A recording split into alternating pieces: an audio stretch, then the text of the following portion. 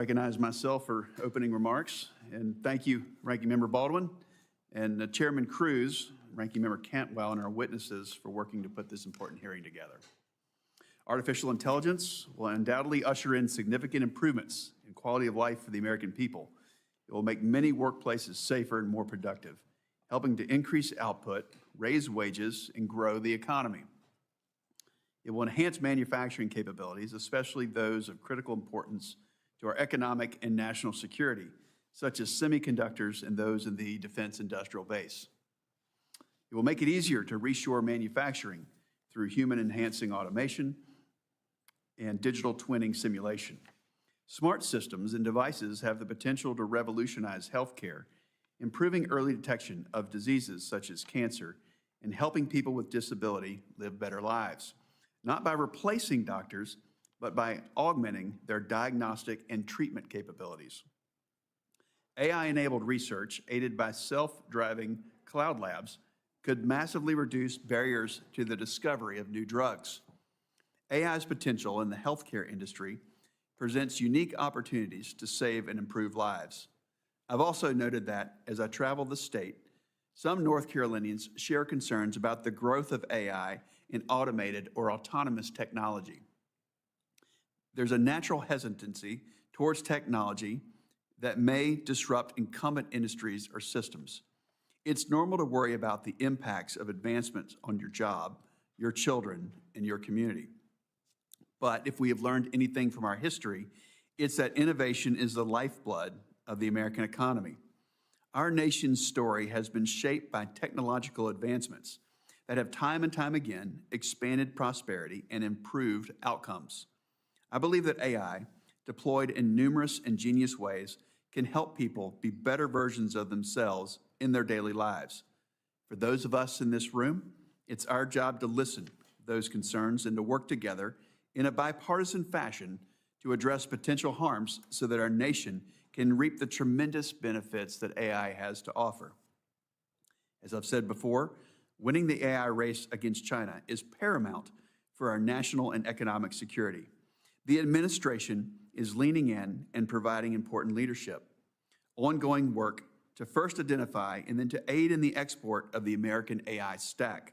From hardware to software, it will ensure that global AI diffusion and standards are anchored in American values. The Genesis mission will build upon America's scientific dominance by networking together world-class labs, computing power, and data sets to turbocharge scientific discovery. The diffusion of AI into the economy will be a critical dimension in this race. According to one report, AI is the most rapidly adopted general-purpose technology in history, with 3 in 5 U.S. adults surveyed having used AI less than 3 years after its release. However, other studies have found that U.S. businesses can lag their Asian and even European peers in enterprise adoption of AI tools. I'm concerned that China, given its top-down command and control structure, deep and sophisticated manufacturing industry, and open-source heavy AI ecosystem, is in a prime position to diffuse AI quickly and broadly. Achieving a manufacturing renaissance in America is as bipartisan and deeply held a goal as any in Congress. Given demographic realities such as an aging, skilled workforce and stalled population growth, we will need to diffuse and scale smart technologies and processes to make more critical goods domestically. I'm excited to discuss many of these technologies and systems today. Our witnesses are at the front lines and cutting edge of making our economy and our daily lives smarter. I look forward to hearing from them about what excites them, what concerns them, and roadblocks we in Congress can address. Ranking Member, do you have any opening comments? Absolutely. Thank you so much, Mr. Chairman, and thank you to the witnesses who are appearing before our subcommittee today. Given the focus of today's hearing, I wanted to begin by raising the troubling news from last week regarding the Trump administration's actions to force artificial intelligence companies to deploy systems without guardrails and safety measures. Anthropic refused to have their technology used for mass surveillance of Americans or for the deployment of autonomous weapons without human oversight. The Trump administration then labeled Anthropic as a security risk, and Secretary Hegseth has taken the unprecedented step to blacklist the company. Our witnesses are here to testify about how artificial intelligence can be used to improve worker safety and efficiency, but we cannot ignore the stakes at play here. Workers and consumers alike are rightfully worried about the deployment of AI systems. A study done by Stanford last year found that 45% of workers expressed concerns about the accuracy and reliability of AI systems. 23% feared job displacement, and 16% worried about a lack of human oversight built into the systems.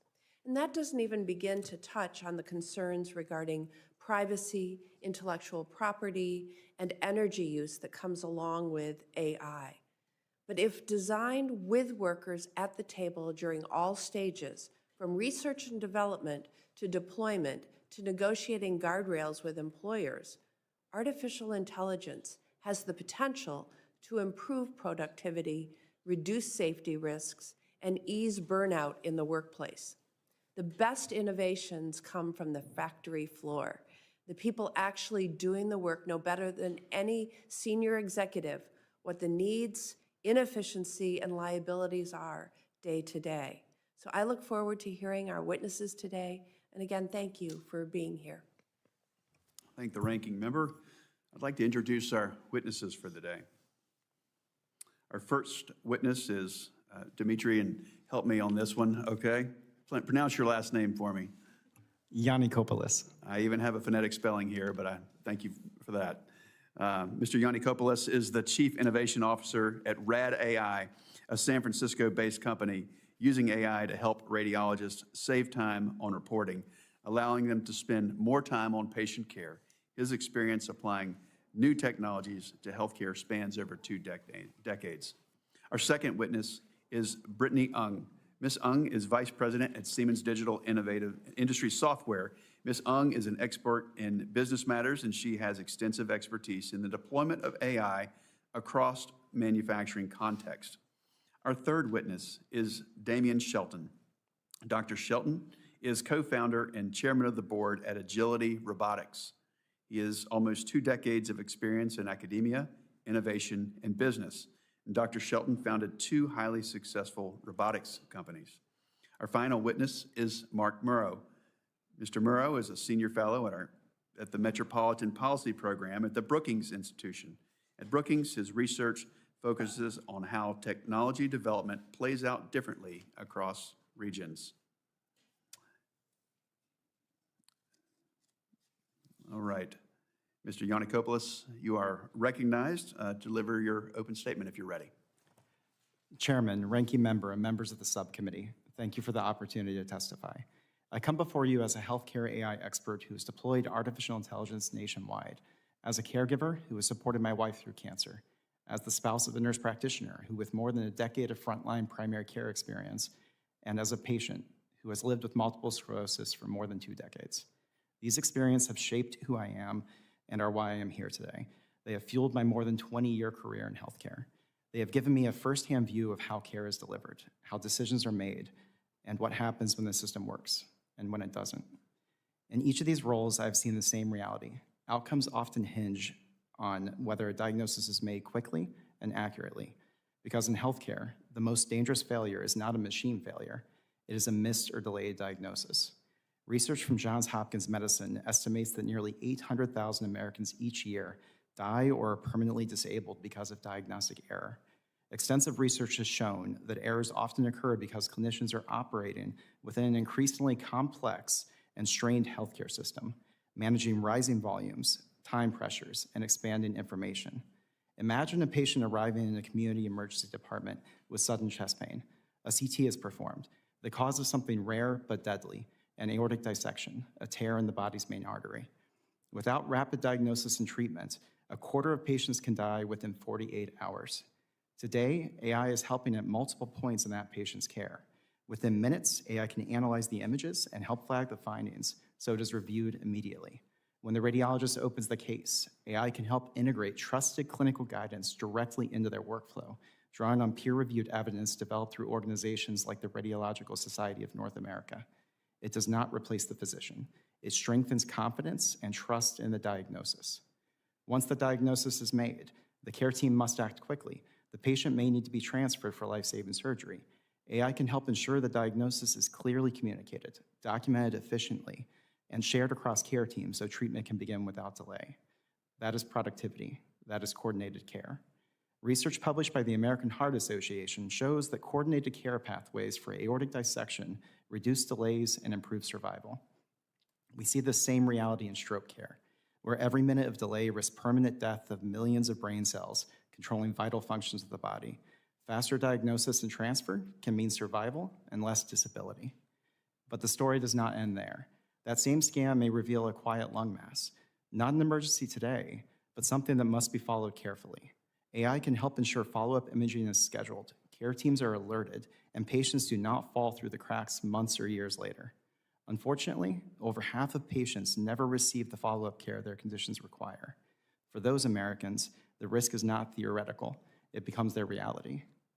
This is not just about efficiency, it is about trust.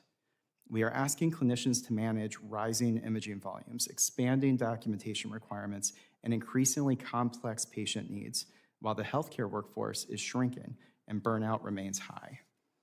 AI, when implemented responsibly, is not replacing clinicians.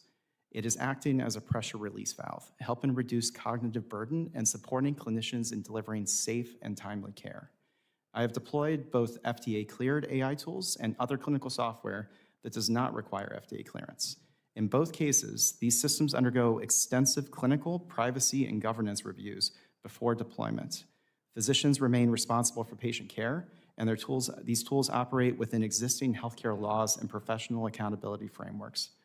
Based on my experience deploying these systems nationwide, the most important determinant of safety is not only how they are evaluated before deployment, but how they are governed, monitored, and supported once they are in clinical use.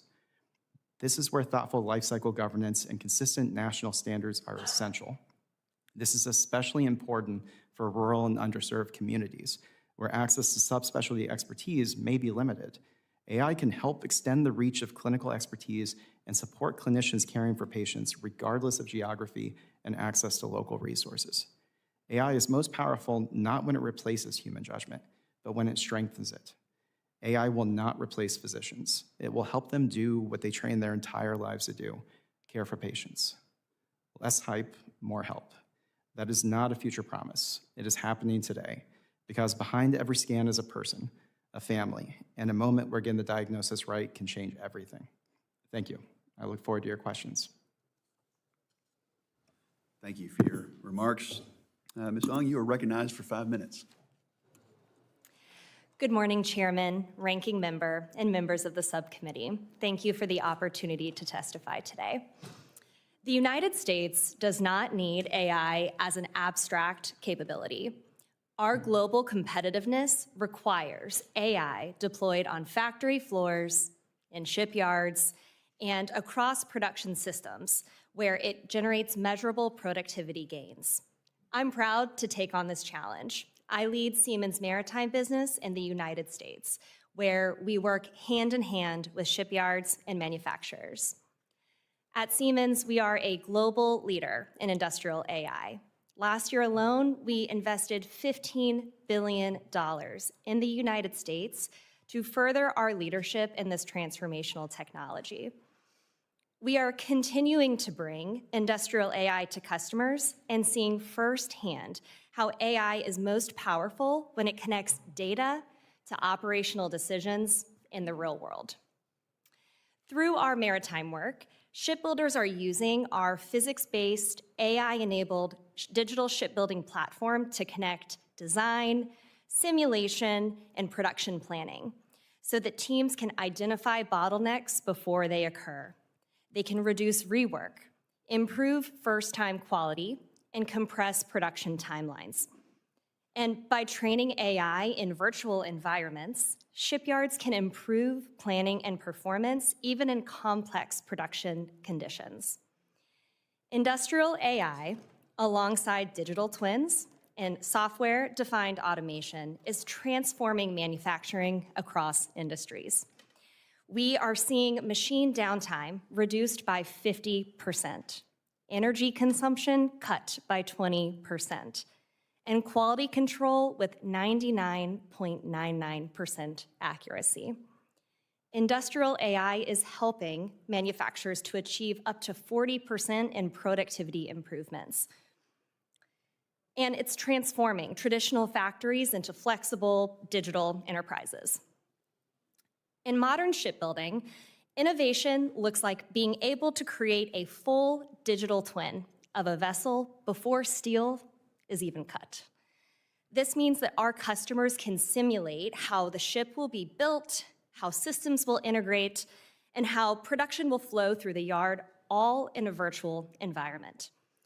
On the deck plate, industrial AI can help sequence work packages, flag quality issues earlier, predict equipment downtime, and optimize the flow of material.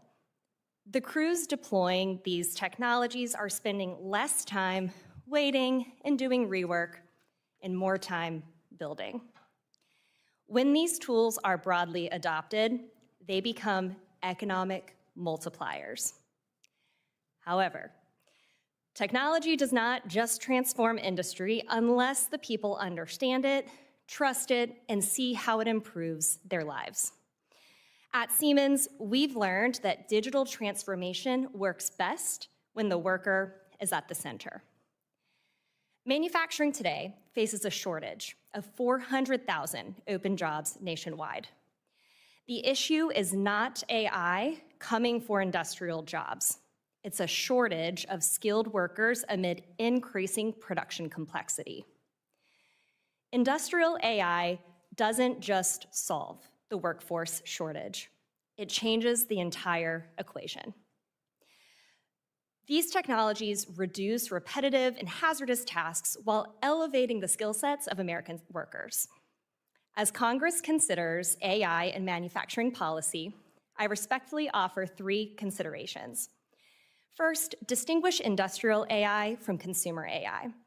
Industrial AI operates in structured, safety-critical business-to-business environments with validated data and rigorous testing. Second, focus on adoption. Federal policies and investments should integrate digital modernization from the outset and accelerate deployment through public-private collaboration. Programs like Manufacturing USA and the DOE's Genesis mission provide that bridge, moving from innovation into real-world production. Lastly, the government should send a clear and consistent signal that digital capability is core industrial infrastructure. America's competitive edge will be determined by who most effectively deploys AI in the physical world. Our nation is indisputably the world's greatest innovation leader. Our challenge is scaling advanced technologies through the industrial base. Thank you, and I look forward to your questions. Dr. Shelton, you are recognized for 5 minutes. Thank you, Chairman Budd and Ranking Member Baldwin, for inviting me to speak today. Also, thanks to the rest of the committee. I'd like to open with a quote from Peter Pan. All of this has happened before, and it will all happen again. The United States first started collecting census data around agricultural employment in 1820, almost exactly 200 years before Agility Robotics launched its humanoid robot. In 1820, the vast majority of Americans worked on farms using simple tools and assisted by animals.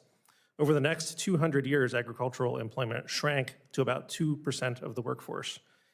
This is not, however, a story of decline. Absolute employment, the total number of Americans working in agriculture, has actually increased by about 30% since the 1820s. Why? In a single word, technology. In the 50 years after the patenting of the McCormick Reaper in 1834, nearly 12,000 additional farm implement patents were filed in the US.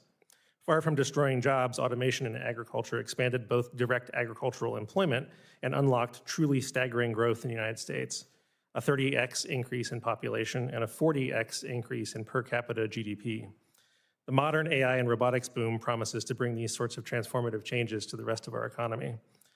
Agility Robotics started in 2015 as a spin-off from Oregon State University. From our DARPA-funded academic roots, we've grown to more than 300 employees, primarily in Oregon, Pennsylvania, and California. Our Oregon facility co-locates both our R&D teams and our factory, RoboFab, where we assemble 100% of our robots in the US. Our humanoid robot Digit was launched in 2020 as the first full-size humanoid robot available for purchase. Our customers include warehouse and logistics work, Amazon, GXO, and Mercado Libre, and manufacturing and automotive suppliers, Schaeffler and Toyota, with the common theme of providing a solution for repetitive material handling alongside human coworkers. I'd like to address the impact of automation on jobs and human workers. Many manual labor jobs in the US are facing pressure from an aging workforce, high turnover, and a high injury rate, which is where Agility has focused its deployments. The Bureau of Labor Statistics projects an average annual vacancies of more than 1 million positions in warehouse and logistics work. Each robot deployed here not only doesn't take a job from a human, it enables the business to grow and expand overall hiring elsewhere in the organization. To cite one example from an Agility partner, in 2012, Amazon employed about 88,000 people and acquired the robotics startup Kiva. Over the next 13 years, they deployed more than 1 million robots while also hiring an additional 1.4 million people. Prior to the modern AI boom, it took a skilled engineer many months to develop a new application for a robot. Modern AI can dramatically shorten the time to deployment for small and medium-sized businesses that desperately need to solve labor challenges but lack the technical and financial resources to run their own IT department. However, as we've seen from self-driving vehicles, safety often lags behind technical ability. It's imperative that robots not endanger their human colleagues, members of the public, or our homes and workplaces. Focusing first on controlled environments has allowed Agility Robotics and our partners like Boston Dynamics to focus on developing responsible industry-led safety standards for what's in the workplace. Gaining experience in these environments first with a focus on continuous safety improvement and industrial best practices is the fastest and most responsible path towards a successful long-term build-out of general purpose automation. As an industry, we owe the general public a solid safety argument backed by data. I'll conclude by briefly addressing the challenges posed by China's extremely rapid progress in humanoid robots. To be as blunt as possible, they're doing a good job. Their technology is well-designed, highly capable, and backed by a formidable supply chain. 2 recent papers by security researchers have identified a critical security vulnerability in a Chinese humanoid robot, allowing for remote takeover, as well as a phone home data logging mechanism that sends data to a remote server. As of this week, and I did check this before the hearing, that robot is available for sale in the US for less than $20,000. Combined with open source and open weight AI models, China is creating a compelling value proposition for early adopters of general purpose humanoid robots. This is a siren's call that we'd be well served to take seriously or risk ceding the future of automation and by extension, economic growth to others. Thank you again for the opportunity to speak today, and I thank for this committee's focus and leadership on these important issues, including the regulatory sandbox approach. Agility Robotics is ready to help the U.S. solve its labor challenges, expand the economy, and ensure American competitiveness and economic security as we move into the next industrial revolution. Thank you, Dr. Shelton. Mr. Muro, you're recognized for 5 minutes. Mr. Budd, Ms. Baldwin, thanks so much, and to distinguished members of the committee, we really want to thank you for the opportunity to comment here. I'll just say my remarks here are my personal views, separate from the Brookings Institution. In that vein, I want to start by reaffirming the basic premise here that I think is very compelling, that America's innovators are day by day introducing incredible new tools and solutions that are allowing more and more people, firms, and entrepreneurs to expand and reach the reach and achievement of human expertise. It's a compelling moment, and that's creating in the country significant excitement. And yet, a degree of pessimism also complicates this moment. We should be frank about that, and the committee has been frank about that. Some worry that the technology will not be smoothly adopted, that adoption will be challenging. Others fear what has been deemed the greatest automation technology in history, and still others worry about safety questions and which skills will serve them in the future to enable this work. So I want to say just a few words about areas where federal support can help maintain the sector's momentum, reinforce its value, and promote optimism about its possibilities. In this direction, my fellow panelists have done an excellent job of inspiring confidence by detailing some of the possibilities. I want to touch on just a few ways my written testimony suggests we can sustain AI success. First, broader AI innovation and adoption, like we're seeing, requires maintaining a dominant research base. Abundant research flows generate talent, but also the ideas, intellectual property, innovation, and startups that we're hearing about. I will provide more detail in the written remarks, but the nation does retain clear global leadership. With that said, it has fallen short of the doubling of AI research that had been suggested in 2019 by the National Security Commission on Artificial Intelligence, an important bipartisan watchword. Beyond that, to address the scale issue, the nation should prioritize a step change in total AI R&D outlays. At the same time, is seeking to rejuvenate the AI Research Institute's program for accelerating research on new topics, establish new testbed programs involving federal research units, private sector, and even data centers that can be brought into this, and then direct grant making towards investments in what some of us call pro-worker AI that supports such values as education systems, health, human learning, and human decision making. Accelerating AI adoption also requires promoting the growth of emerging AI clusters in geographic regions. NVIDIA, OpenAI, Microsoft, and Anthropic have all advocated for this kind of development, sometimes using the term economic zones, to envision regional investment areas that fuse permit and energy solutions with federal and state creation, small business empowerment, and community-level prosperity. Such regional development, including through linkages with local test beds, could foment a powerful surge of optimism in communities. We believe that bottom-up economic innovation in regions is an important part of this work ahead of us. More boldly, Congress and the Trump administration could build new prize competitions or recent challenge grant programs, such as the tech hubs and NSF's innovation engines, to further develop these regions and hub engines that have so much to give. Finally, AI adoption leadership will further hinge on ensuring that adequate pools of high-quality talent exist all across the country and in every sector and every region. The challenge is both narrow and wide. The narrow part of the challenge is the nation's diminishing homegrown share of the world's elite talent. Speaking of this, ITIF has shown that while the U.S. attracts and employs a high share of elite talent, its domestic production of such talents has slowed. That's a worry and needs to be addressed.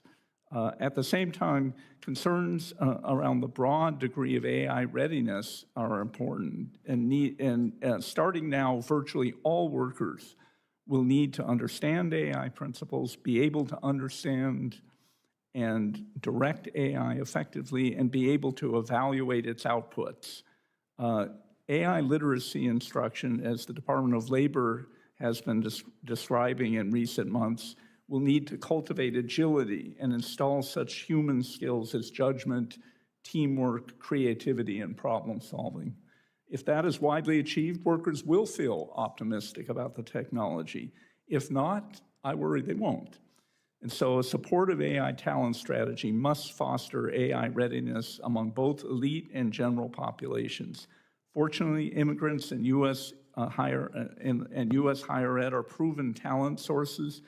Thoughtful visa reforms can help the nation retain its edge on elite talent, and even more important is the need to prioritize broad AI literacy, not just at elite institutions, but throughout the regional AI, the entire workforce system. Mr. Murr, if we could, Yeah. Thank you so much. If we could take a few questions for the rest of the panel. Absolutely. If you have additional thoughts, we'll come back to that when you're recognized, if that's Great. okay. So, Thank you. Yes, thanks again for being here. Thanks for your opening remarks. You know, it's been said that the four main inputs of AI are talent, compute, energy, and data. The federal government houses a tremendous amount of scientific and important data sets that could be leveraged as strategic assets in the U.S. AI leadership. The Open Government Data Act of 2018 requires data assets owned by the federal government whose sharing would not otherwise be prohibited by law to be published in machine-readable format. If each of you first three with particular companies, operating companies, what would each of your companies' efforts to deploy AI, how would that be affected by more access to data?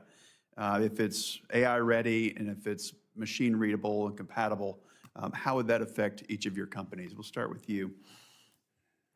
Senator Budd, the access to data is a critical aspect of development for artificial intelligence. However, in healthcare, the ability to have validation data by which you can measure the quality of your solutions that are developed, by which deployers at the institutional level can assess the fit within their personal institution, is one of the greater challenges.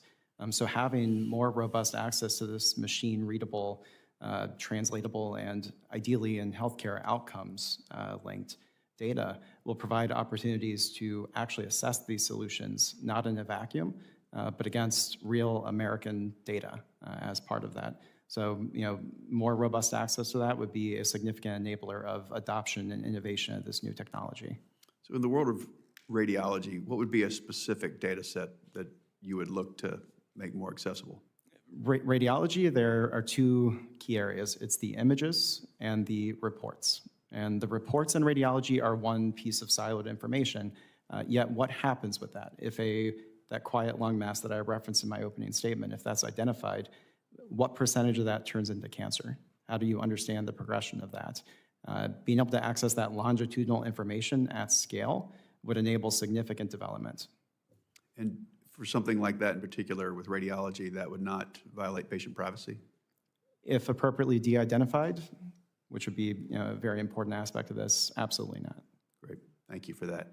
Ms. Ung, what are your thoughts for Siemens Industries? Chairman, thank you for the question. More available, highly trusted data is gold in industrial AI environments. And something that's very important to recognize is that for industrial AI, the underlying data comes from machines, it comes from manufacturing systems and engineering data sets within the four walls of that factory or the shipyard or production environment. So the more readily available that data is, and in usable formats, the better the generative insights and recommendations that the industrial AI products can make. Thank you. Very helpful, thank you. Dr. Shelton. So I think from an operating company perspective, we have to remember that there's really only three ways that we can actually have access to data.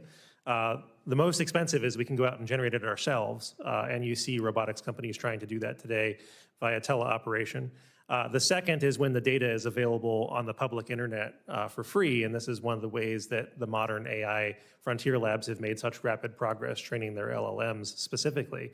But that data does not exist for robots generally. There's no description of human movement or industrial tasks that you can really find on the open internet.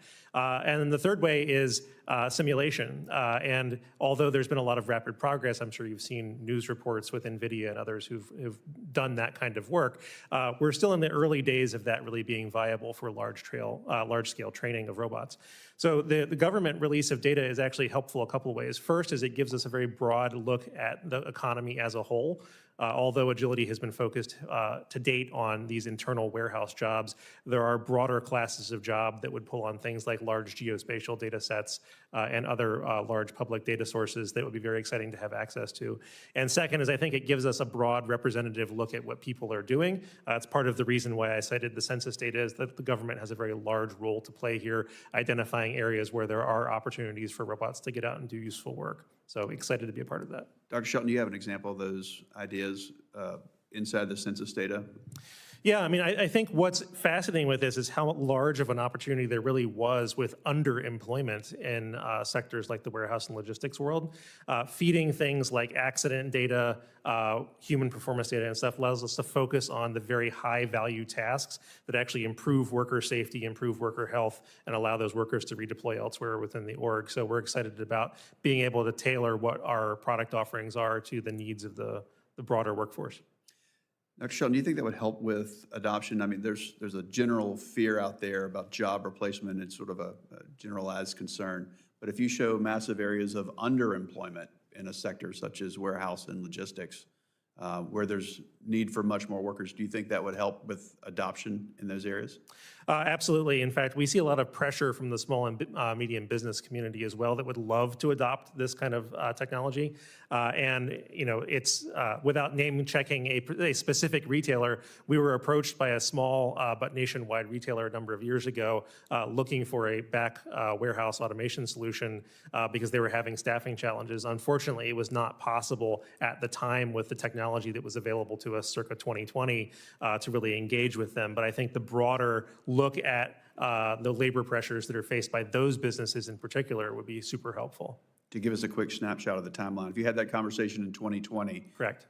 now in 2026, if you had the same conversation, do you have more capabilities? We do. I think there is a rollout question that we have, which is, do you tackle the low-hanging fruit first, or do you go for the harder end of the spectrum? But certainly, technologically, the advances that AI has shown just in the last, I would call it 3 years, significantly lowers the barrier to entry to address those businesses. Thank you. Ranking Member. So the administration suggests through its recently released Maritime Action Plan that AI can be used to increase domestic shipbuilding capacity. Currently, the United States produces less than 1% of ships globally. We used to be dominant in the industry. The effort to revitalize domestic shipbuilding requires cooperation and input from government, the private sector, labor, and more. So, Ms. Ng, where do you see the most promising opportunities to use AI to increase domestic shipbuilding capacity? And how is Siemens working with organized labor and workers in the shipbuilding sector to identify opportunities to use AI to expand and enable our workforce to increase output, including repair and maintenance? I'm going to give you a cluster of questions here. Do you think we can attract workers to expand our capabilities if they continue to hear that AI might displace their jobs? So go at it. Ranking Member, thank you very much for the question. I'll start by sharing a little bit about what industrial AI can do to recapture the American dominance of shipbuilding here in the US. What we are seeing is that by the usage of industrial AI in all aspects of the life cycle for shipbuilding is really critical. And I'll give 3 quick examples. First of all, in design. Industrial AI allows us to be able to test and model thousands of configurations of a ship in hours as opposed to months. This allows us to do quicker and design churn and to be able to design ships very quickly.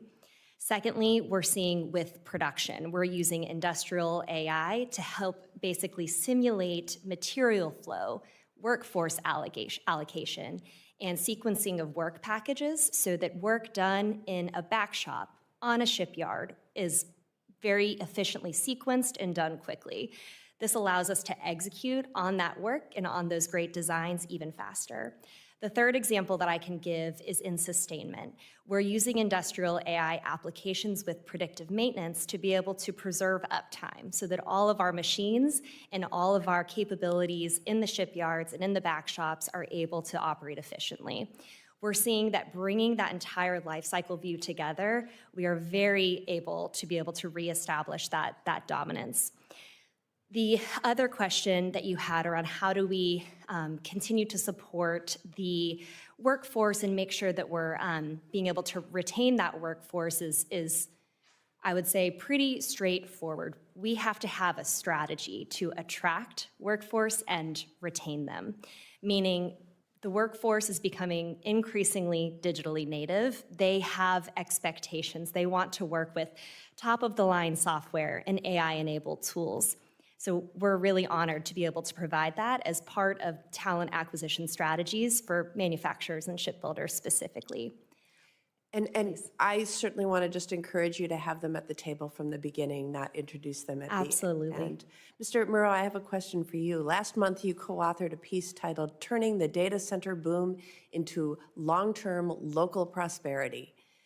In this article, you note that local officials have the leverage to engage data center developers on becoming true local partners in their community.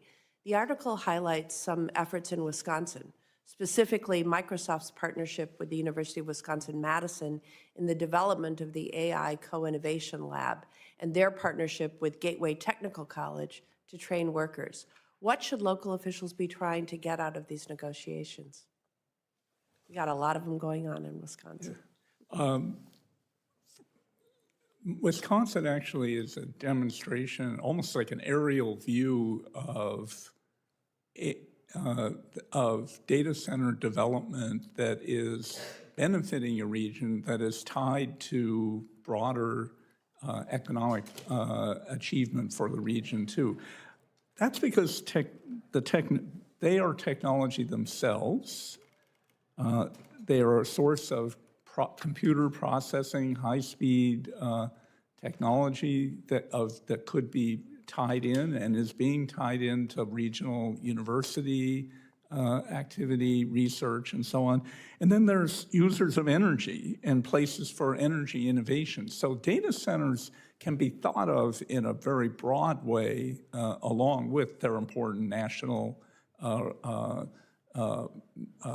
their demonstration or their national push towards powering the whole technology. But places have the possibility to enter into interactions with the hyperscalers early in the process.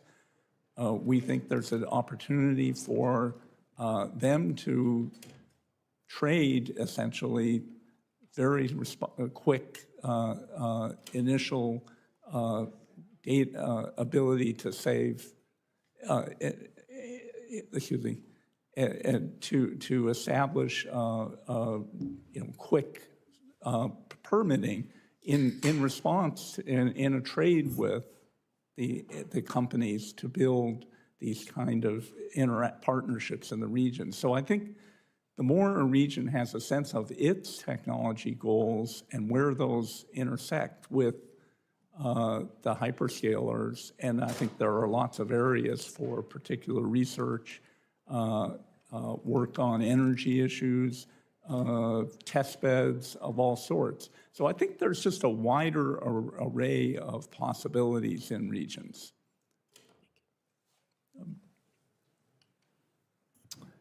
Thank you, Mr. Murrow. Senator Cruz, you're recognized. Thank you, Mr. Chairman. Welcome to all the witnesses. Let's start with a broad question. AI is a fundamentally transformational technology, and like past waves of innovation, we don't know exactly how it's going to impact our economy, including what it's going to do to employment. One of the greatest fears that I hear from people is concern that AI is going to take their jobs and it's going to lead to fewer jobs. Mr. Yiannopoulos, what do you say to those concerns? What are you experiencing in your current job markets, and how do you anticipate AI shifting the job market in respective industries? Chairman Cruz, thank you for the question. The crisis in healthcare is real, and it's happening right now. There are around 900,000 physicians in the United States. The projected shortage of physicians by 2030 is 187,000, by 2037. The projected shortage of nurses by 2030 is 194,000. So the gap is growing. The need is there. Specifically within radiology. If you look at the attrition rate over the past 5 years, it's up by 50% compared to historical norms. Meanwhile, the projection is that imaging volume will rise by 26% in the next 30 years. So a continued growth and a continued need. Dr. Curtis Langlotz, the immediate past president of the Radiological Society of North America, recently did a task-based analysis of the work of a radiologist, and he estimated that within the next 5 years, the amount of work a radiologist will need to do could possibly go down by 33%. Yet the need for them to perform that understanding and ultimately make those diagnoses so the patient can get the care will only increase. So AI is not replacing the physician at any point along this. It's enabling them so that we can leverage them to get where we need to be as a healthcare society. Ms. Ong, how would you answer the same question? Chairman Cruz, in our experience, advanced technologies support workforce expansion, not contraction. This is especially true in my sector of shipbuilding, where we're seeing these advanced technologies drive an increased demand for highly skilled trades. AI is not diminishing the need for skilled workers, it's amplifying it. AI's expansion reinforces the need for strong technical skills and for people who are passionate about innovating it. The best example that I have is actually in Fort Worth, Texas, where we have the latest and greatest Siemens facility that was just stood up. In Fort Worth, we used our digital twin and AI-enabled tools to be able to model the entire production floor and simulate it before even breaking ground. This facility created hundreds of new jobs in that area, and the employees that are working there are operating in reduced complexity and much better training. So in summary, the greater risk to jobs, in our opinion, is losing industrial competitiveness. It's not responsible modernization. Thank you. Dr. Shelton. Yeah, thanks for the question. I can give two examples with human labor. The first in the warehouse and logistics world is there are sort of two problems. First, right now is an extreme growth in that sector over the last, say, 10 or 15 years. All of us love our next day prime shipping, has created a completely unsustainable growth trajectory in that industry. So there's only two ways you can do that. One is you could pull slack out of the rest of the economy from a human labor standpoint, and second is you can deploy automation. Companies right now have tried to do both, like the Amazon example that I cited. However, as a sector, it's still coming up short from a total employment count standpoint. So that's the backfill side of this. The second and the more exciting piece of this is I think it changes fundamentally the nature of what a job is. So as a private pilot, there was a time in the US history where delivering airmail meant you put on your goggles, you got into your biplane and you flew across the US personally carrying the mail. There is now an enormously complex logistics system for shipping things by air. And you could say that you work in that industry while someone from the 1930s would simply not recognize what the job has evolved into. That's why I got into robotics. That kind of stuff is super exciting to me, and the evolution of things like agriculture as a notoriously terrible grower of corn.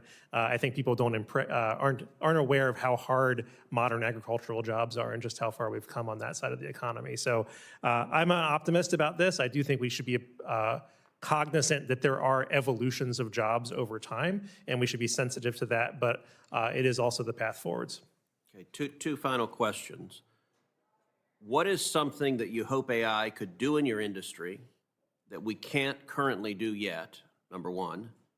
And number two, what is a surprising way you've seen AI used that you didn't expect?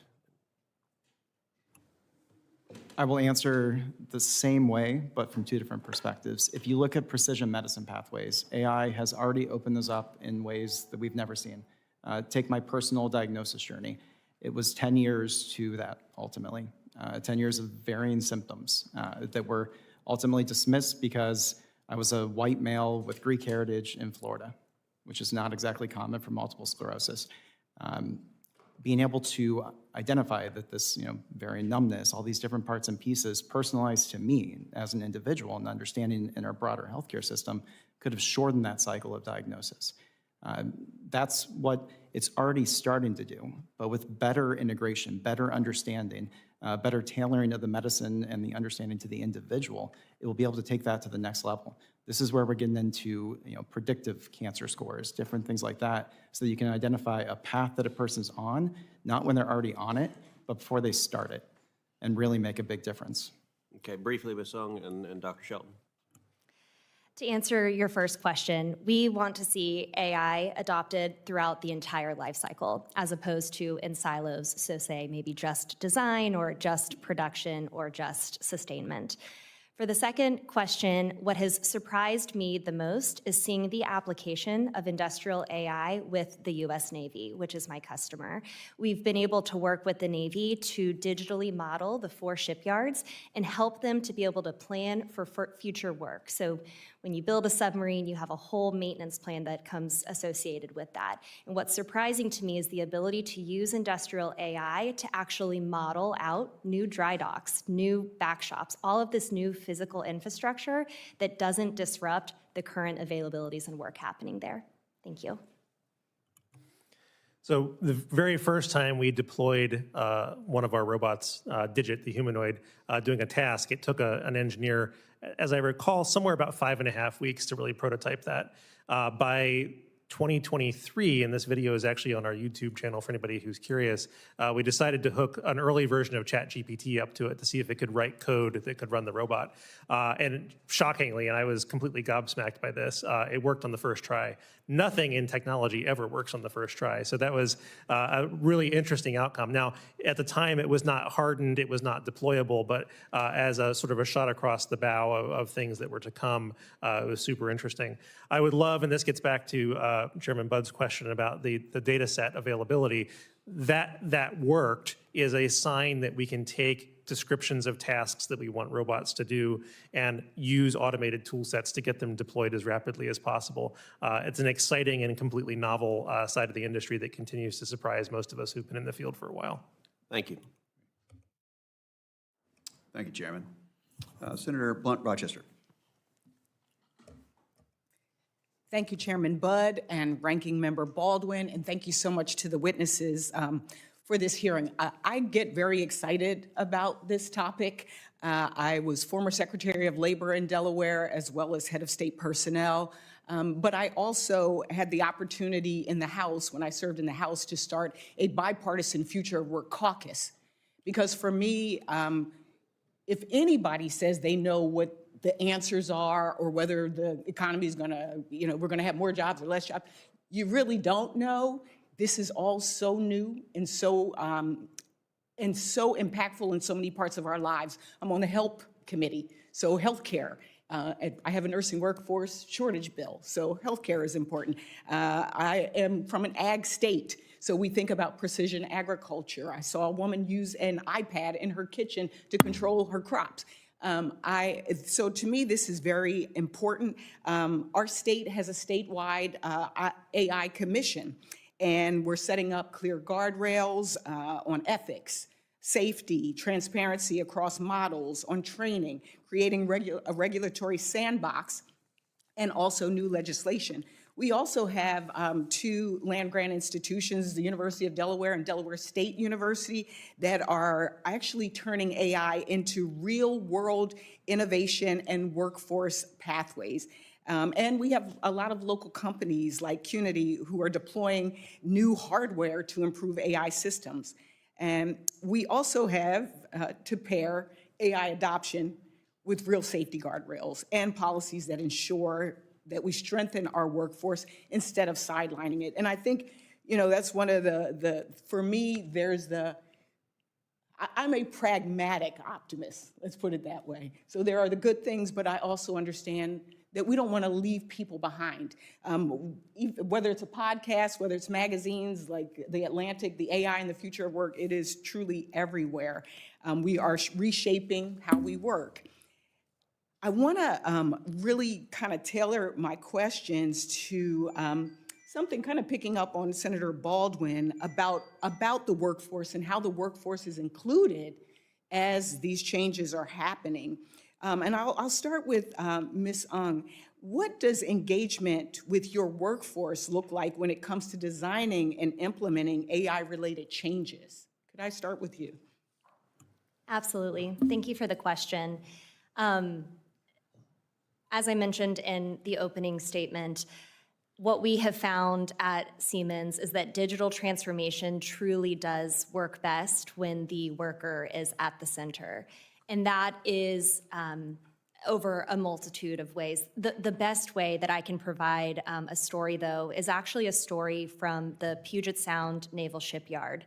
There is a superintendent of Backshop 31 at Puget Sound, and she truly demonstrates what effective partnership looks like when we're trying to solve a problem using a digital technology. And what I mean by that is this superintendent, she leads from a place of empathy. She knows the struggles and the pain points that her workforce is managing. So working with leaders like that. Do you have is there a specific, and for all of you, I'll just submit questions for the record because I have a lot of questions and I don't have a lot of time.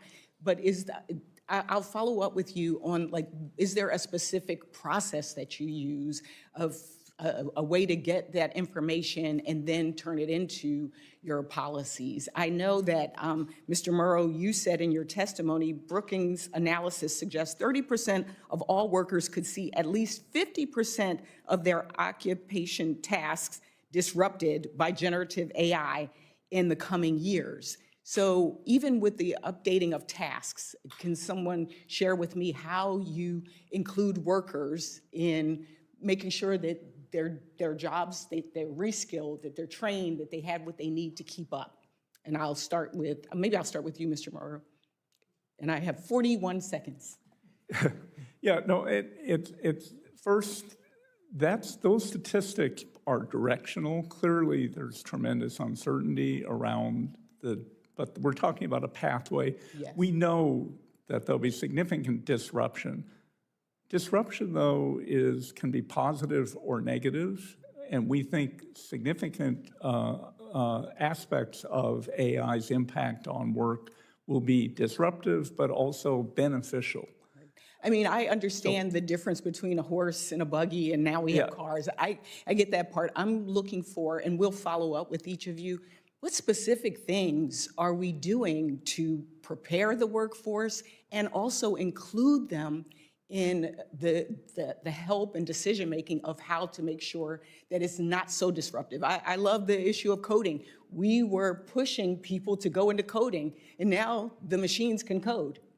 And so as I'm thinking about the future and how, I think Dr. Shelton said, the changing nature of the workforce, I would love to have conversation with each of you about what can we do as Congress to ensure that we're not leaving anybody behind, but at the same time, we're benefiting from the technology that's before us. And I am out of time.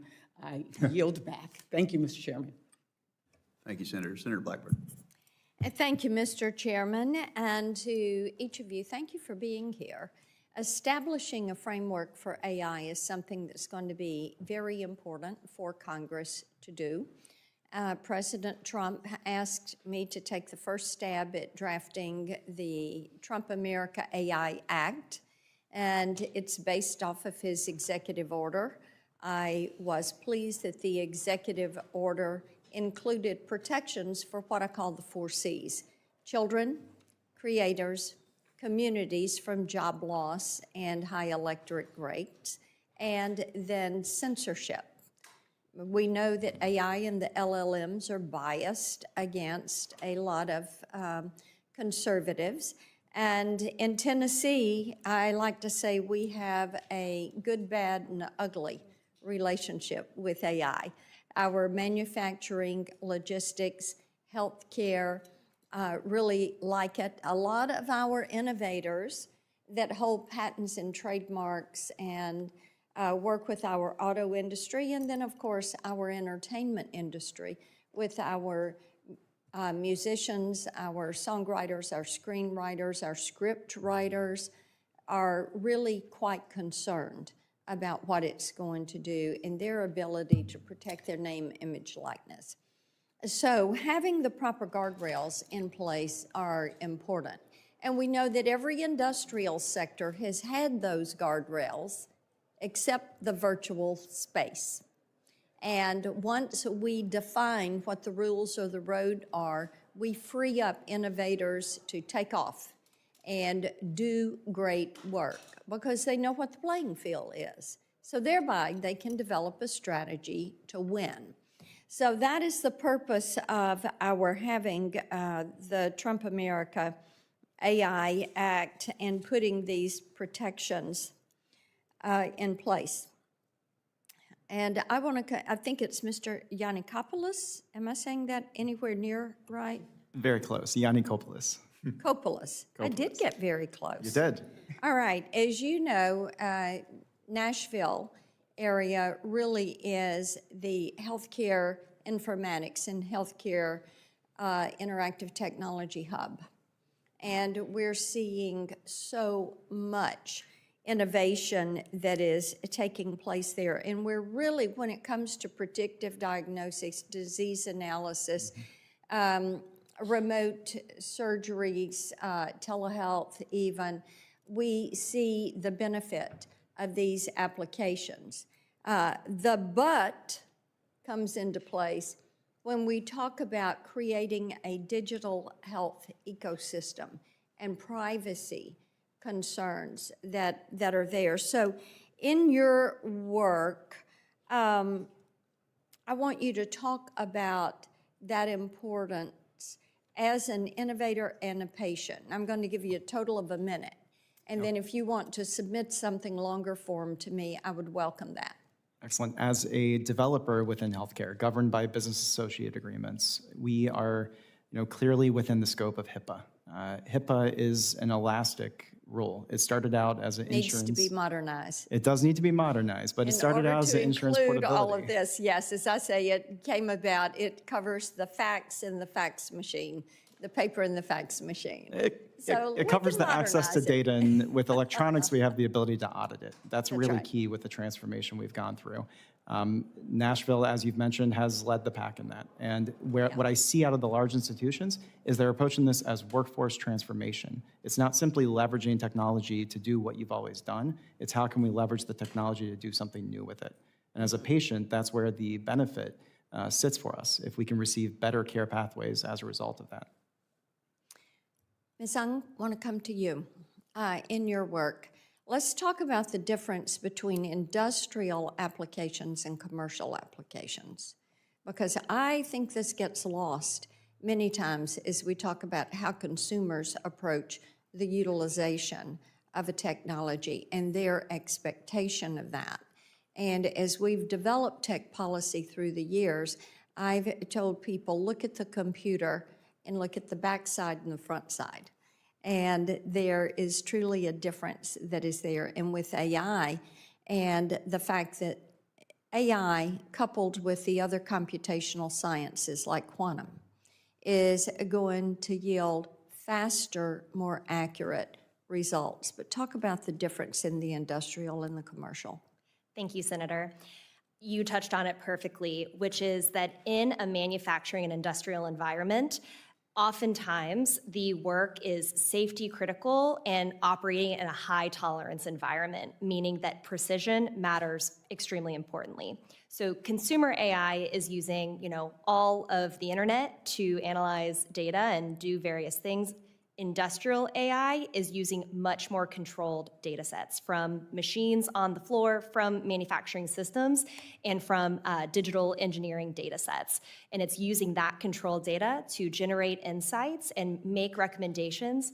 Ultimately, the human is still the decision authority to confirm what to do next. Thank you. And, as we look at training our children, and we need to have STEM labs in all of our schools, even though much coding will be done by AI from the consumer side, kids need to code just like they need to learn a language. They need to have that understanding. So we look forward to helping build this policy out as we move forward. Thank you. Thank you, Mr. Chairman. Thank you, Senator Blackburn. Senator Moreno. Well, thank you. I didn't see that pattern coming. That's good. Thank you for this hearing. It's obviously very, very important and very topical. I'll start with you, Dimitri, because I'm not gonna take a swing at your last name. So I'll just call you Dimitri. We're gonna make it informal. I will call you by your first name, so you can call me Bernie. In the 1920s, would it surprise you that there was people saying machines will devour man? I believe they were called cars. Right, exactly. And in the 1950s, an MIT professor did a study that said that basically we're stumbling into the automation era and all workers will be replaced. Does that sound familiar as well? Absolutely. In the 1980s, there's a book written, The Robot is After Your Job. Does that sound familiar as well? The Excel spreadsheet was also going to replace accountants. Right, exactly. So the doom and gloom has been around forever. And I think what's important for the record is just to talk about employment numbers in America from the 20s to the 50s to the 80s. So in the 1920s, when machines were going to devour man, there was 42 million Americans employed. In the 50s, that number went to 63 million. So obviously decently wrong. In the 1980s, that number is 108 million. In the 90s, with the internet, that was going to replace all retail businesses. There was no point in being in retail. I remember that being in the car business because the internet was just going to completely disintermediate everybody. 131 million people employed. In the 2000s, at the beginning of smartphones, 160 million people employed. And thanks to the policies that we put in place in this Congress, we now have a record number of Americans employed, 172 million. So the Mark Twain expression, the news of our death, is sorely exaggerated, meaning employment continues to grow. Now, with that said, I think what we can all agree on, I want to get your thought. I'll start with you, Brittany. Sorry, because there's no way I'm taking a shot at your name either. On what is different about this period of time from your point of view with the introduction of AI versus what I've just laid out? Thank you for the question, Senator. There's an incredible story about Albert Einstein riding on a train, back in the day, and the conductor's coming through stamping tickets, and he sees Einstein scrambling, looking for his ticket, and he looks up and says, "Mr. Einstein, it's okay. I trust that you bought a ticket. I know who you are." Continues on his way, sees Einstein still scrambling on the floor, goes back and says, Mr. Einstein, truly, it's fine. I know who you are. I know that you bought a ticket. And Albert Einstein looks at him and says, "Thank you, sir. I also know who I am. What I don't know is where I'm going." And I think that story really gets at the heart of what you're mentioning, which is ultimately what we need to be doing now is partnering with industry to define what that compelling vision and that roadmap is. And that's what I do every single day on the ground at Siemens with my customers, is partnering with them to define what are the actual business outcomes that you're trying to achieve, and how can we fully channel these industrial AI solutions and applications towards achieving that outcome. So to answer your question, I truly believe that what's interesting and new about this technology is that we have the ability to explicitly help specific business outcomes. Thank you. Yeah, and obviously productivity improvements is key, and I think the expression's been used, you're not going to lose your job to AI, but you may lose your job to somebody who uses AI. And Dr. Shelton, I'll kind of shift to you on this part of the questioning. Part of what I see as a worry is that this is moving much faster than these other rollouts, right? So this is definitely at a speed which we're not used to. And what I worry about is our institutions that train people, are they prepared for this speed? What are your thoughts on that?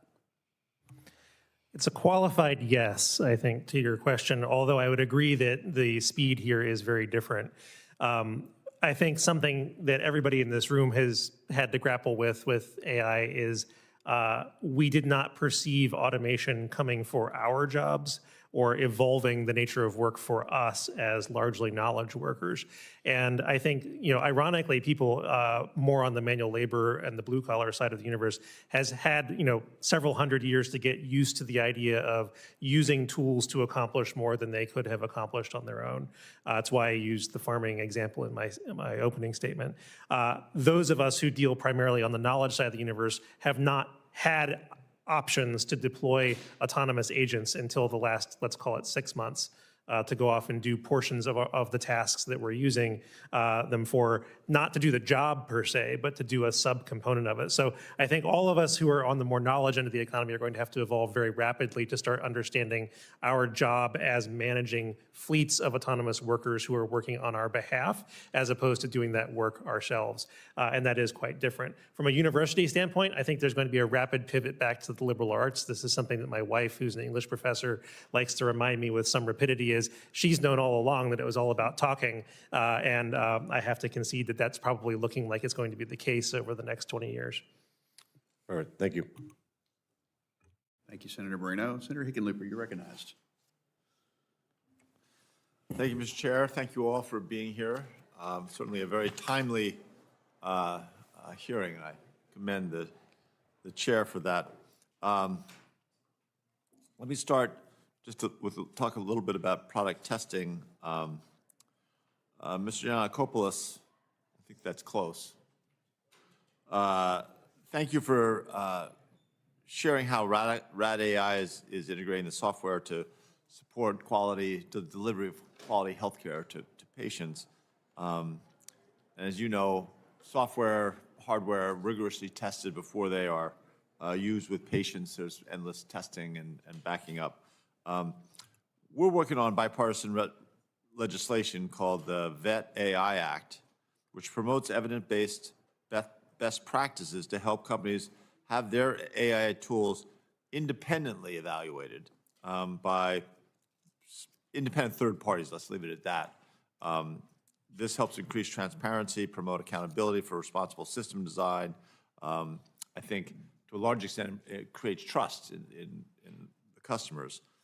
So Mr. Giannakopoulos, would you describe what RAD AI is doing now to test, to looking at what are its, whether its products are sufficiently tested before they go into action? We are a company founded by radiologists for radiologists. Dr. Jeff Chang, the youngest radiologist at the time of his graduation, 17 years of age. Yeah, very, very smart man. Has been central to the design ethos of our solutions. He was a practicing radiologist when he created the idea of RAD AI to begin with. We have continued to engage with the radiologists, validate the usage, and understand exactly how it integrates into the workflow. The other key piece that really needs to be built with the adoption of AI in healthcare in particular is trust. And a way to gain trust is there's the technical natures, there's the transparency, the information about how you've built your models. But there's also leveraging relationships. For example, we have one with the RSNA Ventures group to integrate the century of knowledge that RSNA has available directly into the application at the point of care for the radiologist. So it's not AI assisting them with the diagnosis, it's AI plus trusted and validated information right at the point of care.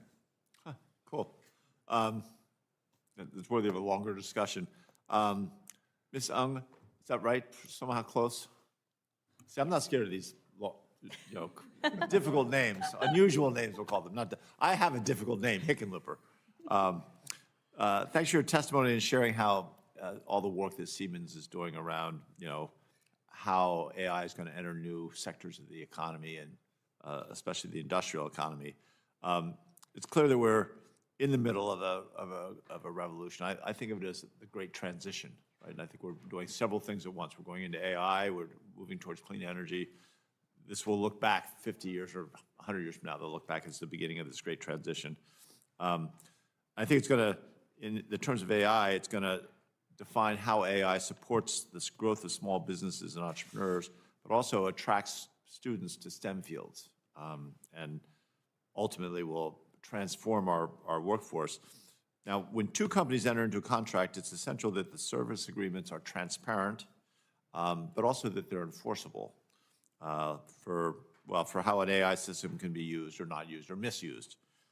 So Ms. Ung, how does Siemens ensure it is transparent with its customers about the design limitations of the AI products it sells? You understand? Yes. Thank you, Senator, for the question. So transparency is critical to trust, which we were just speaking about.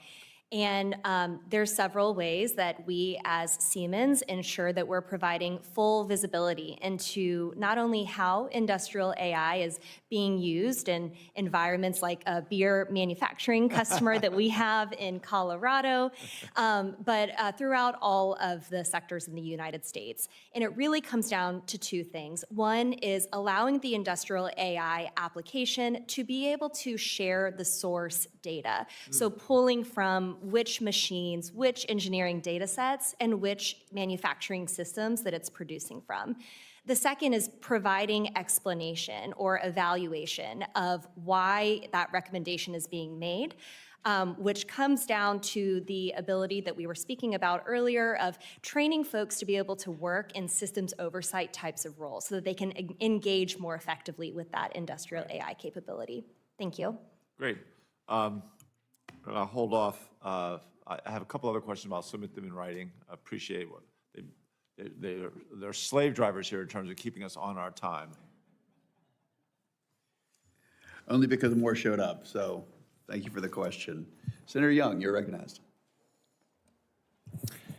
Well, thank you to our witnesses for being here today. And Ms. Ung, I'd like to build maybe on the previous questioning in your response. We need to unlock more industrial data, spatial data, as I understand it, a lot of it, so that embodied AI or AI used to control machines in the physical space can continue to move forward. China, a country we care about because we compete with them on a number of different levels, they lead the world in terms of deploying industrial robots, collecting this sort of data. We're going to have to come up, of course, with a different set of rules and practices, one's consistent with our values and laws. But I think for starters, we need to distinguish between industrial AI and consumer AI. I have some legislation with several colleagues called the AI Public Awareness and Education Campaign Act. This seeks to provide transparency into AI, its promises, limitations, and what consumers can expect from it. Too often we think about AI and our minds immediately, I think naturally, move towards generative AI rather than the AI we've been living with and using for the past several decades. You are correct in your testimony that what we in Congress do on consumer-facing AI shouldn't impede the innovation and deployment of technology in manufacturing, like with the work you're doing in the maritime space, for example. As you may know, I introduced some legislation called the Ships for America Act. This is legislation to reinvigorate American shipbuilding, and an item that fortunately Republicans and Democrats alike have gotten behind. It's something that President Trump has prioritized for his administration. And I understand that Siemens recently created a new maritime business to address the opportunities the company perceived in the shipbuilding and ship repair industries. Can you walk me through, Ms. Ung, the benefits these types of industrial AI capabilities can have in the effort for America to reclaim our shipbuilding dominance? Absolutely. Thank you for the question. So what I would start with is by saying that if America truly does want to reclaim shipbuilding dominance globally, we have to outpace our competitors, not just in labor, but in building out these digital capabilities. And industrial AI is indisputably a force multiplier here. We think about tackling industrial AI in shipbuilding across 3 different areas of a ship's life cycle. So starting in design, through production, and then into sustainment. We apply applications of industrial AI across each area of that life cycle, everything from doing faster, more precise design using AI-enabled simulation, through predictive maintenance, making sure that the machines in the back shop are available and ready to roll for every single task that's needed. But if I were to summarize, the most important thing is that we're using industrial AI to help sequence work so that it's done more efficiently and more quickly. And what this does is it reduces rework and it makes work better on the deck plate in the shipyards because people are able to execute the first time and operate in a more productive environment. Thank you. And as some of my constituents watch this hearing, they may think, wait a second, more productivity, that means higher wages too, right? So that's a byproduct oftentimes of these types of investments, whether it's yesterday's capital investments or today's AI investments. So I do want to underscore that. What is relatedly Siemens doing, Ms. Ung, to upskill the American workforce more broadly to ensure workers can succeed in these high-tech, high-demand, AI-empowered roles? Thank you for the question, Senator. We're doing a lot, but if I were to summarize, I would pick two different things. One is we are working with an ecosystem of partners to develop what we call micro-credentials for shipbuilding specifically, but more broadly for manufacturing. What this is doing is it's creating pragmatic, kind of ready-to-use credentials that might be a day, a week, a month long, and they prepare the workforce to go into modern shipbuilding and start operating on day one. The second piece is that I am incredibly proud that Siemens has committed to training 200,000 electricians and manufacturing experts by 2030. We're not doing it alone. We're working with public-private partners, universities, community colleges, and trade programs to be able to do that. And I'm extremely proud to share that today. Thank you. Great. Thank you for your answers, Ms. Ung. Mr. Chairman. Thank you, Senator Young. Senator Cantwell, you are recognized. Thank you, Chairman, and I thank you and Ranking Member Baldwin for this important hearing and the witnesses for being here. We're here today to talk about some of the most innovative things that could help our economy going forward, but I want to mention we do have an NSF AI Education Act that Senator Moran and I have introduced, and it talks about some of the workforce issues you guys have been discussing, and a Small Business AI Training Act that also was Senator Moran, so that we're getting this across all aspects of our economy, and a Future of AI Act that my colleagues, Senator Young and Hickenlooper and Blackburn and I, this is about voluntary standards for infrastructure and innovation, mostly on safety and security. But the thing I wanted to focus on is the science side of the equation. I represent a big national lab, but the laboratories across our country represent a unique opportunity to take science research that basically might take you years to do and now drive it down to months. And so one of the things I'm very worried about that we cut 10,000 STEM PhDs from the federal agencies in 2025. So that's not a good idea. I represent also one of the most scientific regions of our country, and so we like scientists because they're in there creating the next generation of economic competitiveness and solutions. And certainly when you look at the massive amount of AI investment that China's making, you want to keep your scientific workforce because they're going to help you. But one of the things that I'm most interested in hearing from maybe you, Mr. Morrow, or Dr. Shelton, is how transformative biology and chemistry lab work could be, compressing it into a few months. As I mentioned, the Pacific Northwest Lab is doing that already on deploying autonomous experimental platforms that you're basically, creating everything from discovery in bioenergy to advanced materials and fusion, but you're getting it done in months instead of years. And so I would assume that people think that this kind of AI, I would call it AI accelerated discovery, is worth the commitment and worth getting this done, and probably one of the most important things that we could be doing. Dr. Shelton or Mr. Morrow, either one. I'd just say one general thing here is that we can make alignments of our computing, our AI systems, our data, and our talent, but we have to have the ongoing basic scientific activity functioning at a high level as well. Because really, all of that is essentially trading data for the next iteration of all of that innovation. So I think that's one of the things that a comprehensive attempt to leverage AI for national good would want to look at, is making sure that you have all dimensions of the AI machinery working. And we do think that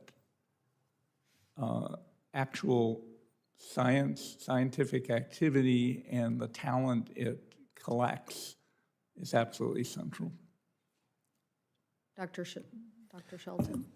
So logistics and warehouse work has already seen the problem that in that industry we call islands of automation. So you may have a conveyor belt and you may have a ground vehicle that's carrying something, and you have to get a piece of material transferred from the autonomous ground vehicle over to the conveyor belt. Academic research has similar problems, although typically with higher tech devices where you have existing automated processes, say a PCR machine that does DNA analysis and some other piece of lab equipment that you have to connect together. And robotics and specifically general purpose platforms are a way to address that. There is also, and this is not my field, although I do have friends who work in this, one of the most exciting things I think that AGI or narrow AGI specifically is able to offer up is vastly outsized performance within a particular problem area. So if you're familiar with the AlphaFold project out of DeepMind looking at protein folding, you can get AIs that are superhumanly good at a very narrow task, and that feeding into a lab structure that's highly automated allows you to go from the conceptual computation side of it down to the wet lab work in a very compressed process. Okay, so somebody at home, how do they understand that, what you just said? I mean, I'm just trying to say, we spend a lot of money on our national labs. We've already decided they are critical to our competitiveness as a nation. And we're also proud of our universities, but when I look at UW versus PNNL, we're talking about a huge size difference in the amount of research that's done. So now if you're saying you're going to apply AI to that and basically translate that science into faster application, as I'm saying, not years, but months, then I think this is a huge initiative that we should be undertaking, is to take all of that research. You just gave one example. Right. But you're basically taking one of our big research arms and you're basically saying, let's make sure we apply AI to it, because it really is one of our most competitive R&D efforts, right? One of the things, and we've seen this in robotics research itself, is you have a human who comes up with an idea and wants to see that translated into something practical. So for your question of how would I explain this to someone who's not sitting here from the perspective of robotics land, you have an idea, you have to get that translated into some sort of physical reality, and then you have to test that physical reality. I think where AI allows us to inject the best short-term safety-controlled piece of this is to work with the human researcher to get the math part of the process turned into something physical that can then be tested, whether it's in the medical space or elsewhere in industry, and allow us to actually reduce something to practice as rapidly as possible. Yeah, just the last point, I know I'm over my time, it's that we're spending like about $10 billion on lab efforts that are all about all these issues. So I'm just saying one area to double your investment is to basically say, we're spending $10 billion here. So we've already decided we think this is really, really important. We're saying apply AI to that effort to make it more efficient, because we've already decided that's where we're spending our money. And you just gave two really good examples of what that acceleration can deliver. So thank you, Mr. Chairman. Thank you, Senator. Senator Rosen, you're recognized. Well, thank you, Chair Budd. Ranking Member Baldwin, it's really an important hearing, and I want to thank all the witnesses for being here today. And so I'm going to start with you, Ms. Ung. I'm going to talk a little bit about AI standards and trust. Earlier this year, I led a congressional delegation to CES in Las Vegas with a few senators. I've been leading one almost every year. Senators from this committee, we were able to stop by the Siemens booth, hear how Siemens is innovating on AI, other new tools, and I'm excited you're here to testify today. In your testimony, you outlined how using AI in advanced manufacturing has a potential for enormous benefits. However, the financial risk of an inaccurate outcome from an unreliable AI tool, well, is still very high. Therefore, your customers have to have a clear incentive to ensure AI tools that they integrate with their products are trustworthy and reliable. And so what standards of trust and reliability are your customers demanding? Are there best practices or standards that NIST Center for AI Standards and Innovation should consider from the industry? Absolutely, Senator, and I'm so glad that you got to visit CES. It's always a wonderful event. To answer your question, the most important thing in defining trust is having really strong underlying data that informs the industrial AI application. So what that means is being able to tap into machine-generated operational data on a shop floor, manufacturing systems data, and digital engineering data sets that all come together to be able to support analysis and recommendations and generate insights. So what's interesting is that that's a huge piece of my business today at Siemens, is supporting our customers and delivering what we call the sort of digital authoritative backbone for engineering. That serves as the foundation of which all operational capabilities are built on top. Thank you. Thank you. And you know, I really do believe, and I'm sure you do too, without clear federal standards and guardrails, AI tools that are sold to consumers, small businesses, large businesses, but small businesses in particular, they have less, if any, leverage. They may not be safe and reliable. They could have potential to cause significant harm. So we do have to be sure that we're paying attention. And so I want to talk about small business and AI adoption, because many companies have prioritized AI adoption, trying to find where this tool can improve efficiency, add value to their business, right? How do you grow? However, we need to ensure that the potential benefits, as we're seeing from AI, do not continue to disproportionately benefit only the largest corporations that have the capital and the influence really to adopt safe AI, there's large language models, and all the other things that go along with it. So I'm going to stay with you, Ms. Ung. You have a range of customer sizes, large legacy brands like PepsiCo to very small businesses, startups. What's the biggest challenge you would say that your smaller customers face adopting AI?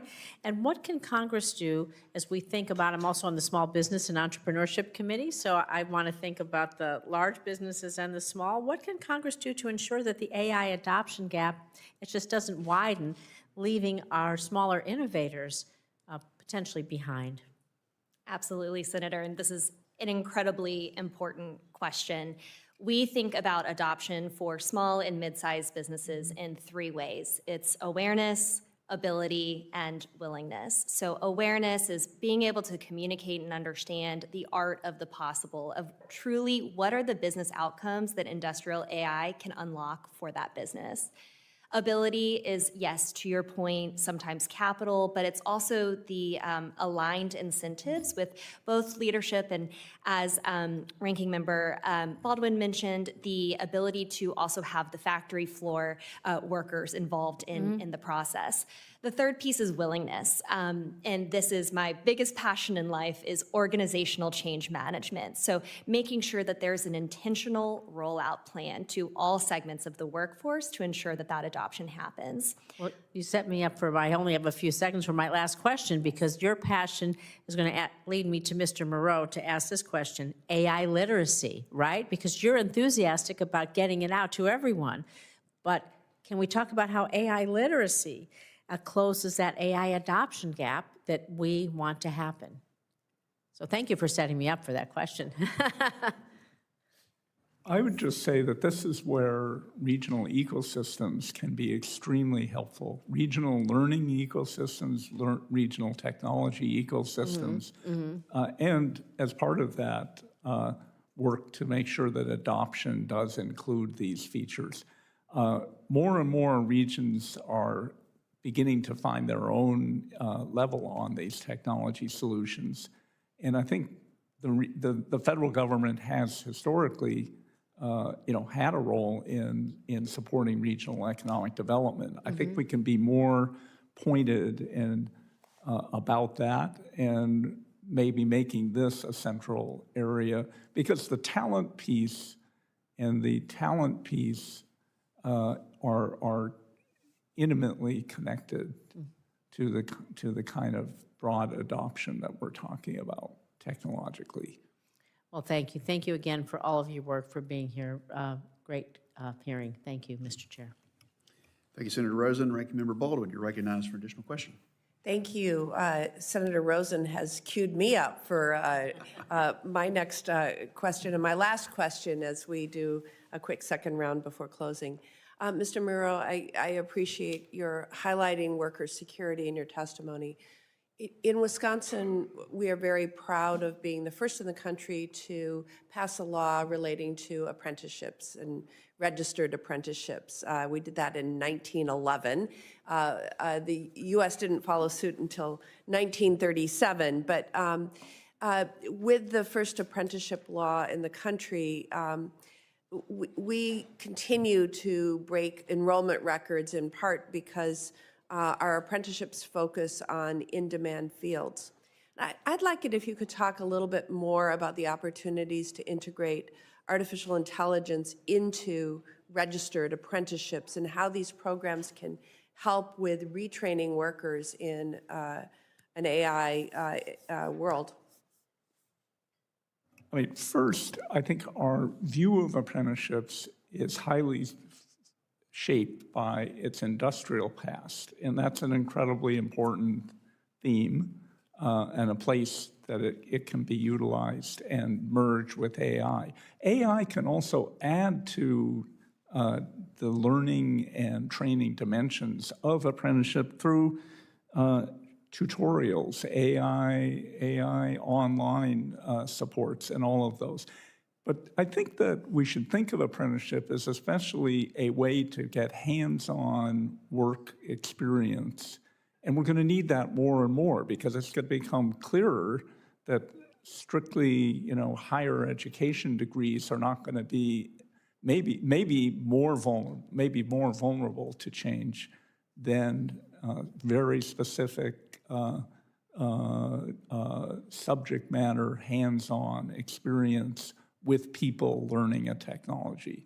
So I think that this is an extremely important dimension that you put your finger on here, because in some ways apprenticeship points exactly at a gap that I think we're going to face in especially launching careers and setting up pathways for development. Thank you. Thank you, Ranking Member Baldwin. Mr. Yannikopoulos, there's, since you're in radiology world, there was a famous prediction made by the father of AI. I'm sure you're familiar with it. I think it's Jeffrey Hinton. He said that with the rise of AI, there would be no more need for radiologists, but someone as smart as he was completely wrong. And your company, your work just proves that wrong every day. How could someone as smart on AI as he was originally get that sort of prediction wrong? And how could we use that as sort of wisdom for the future as we think about the application of AI in personally and commercially? As we look at all of this transformation, it's not unique to radiology. That was a field that was early identified as potential for automation and replacement. That didn't work out. It's part of the way the AI is trained. It's trained on this medical information that's generated by a radiologist through an interpretation process.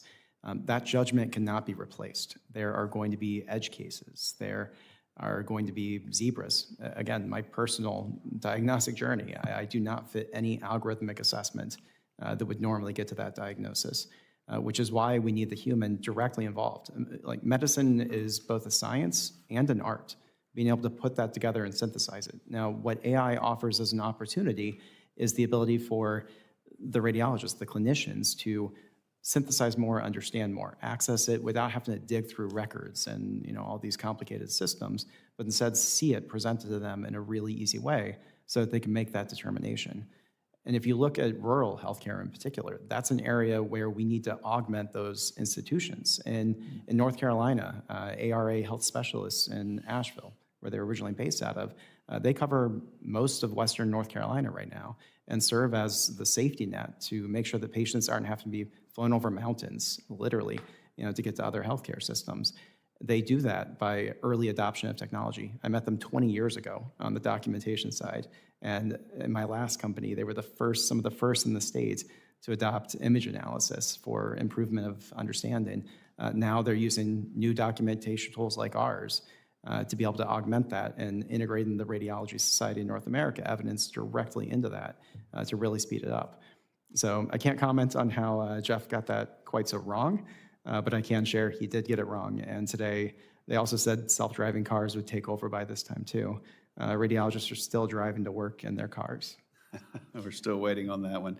I just want to thank each of you and thank those that came and asked great questions.